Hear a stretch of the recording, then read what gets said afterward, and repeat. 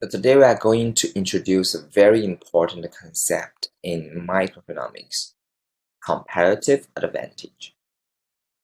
Comparative advantage is a basic, like a foundation of many fields in economics. For example, the international trade and the labor economics.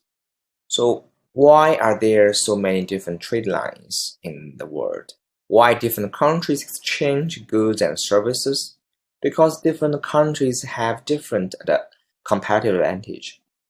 Why are there so many different jobs, so many different specializations in job market? Because different persons have different comparative advantages.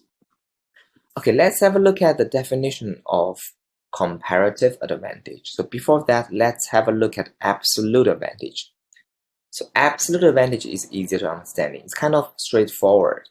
So one has absolute advantage if he can perform the task more efficiently than the other person.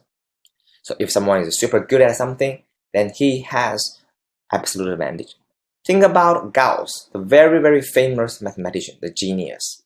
So he had absolute advantage in both math and accounting. We know that when he was very young, he can do very good at accounting. He helped his dad do a lot of accounting things. So compared to any normal person, Gauss definitely had absolute advantage in both math and accounting. But think about comparative advantage. So one has comparative advantage if his opportunity cost of performing the task is lower than the other person's opportunity cost. Recall the definition of opportunity cost. So opportunity cost is benefit you can gain if you choose the second best choice, right? Then, if we talk about comparative advantage, Gauss did not have comparative advantage in accounting compared to another normal person. Because if he chose accounting, then he could not do math. Then he has a huge opportunity cost on choosing accounting.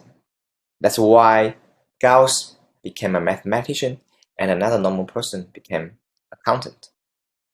So then let's have a look at the principle of comparative advantage. This is a very important principle in economics.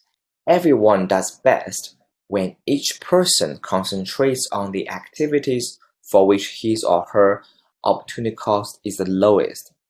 That means everyone chooses their comparative advantage and try to become a specialist in that field. Even though someone may be good at many different things, but most of the time can only choose one job. Okay, so this is the definition of comparative advantage and the principle of comparative advantage.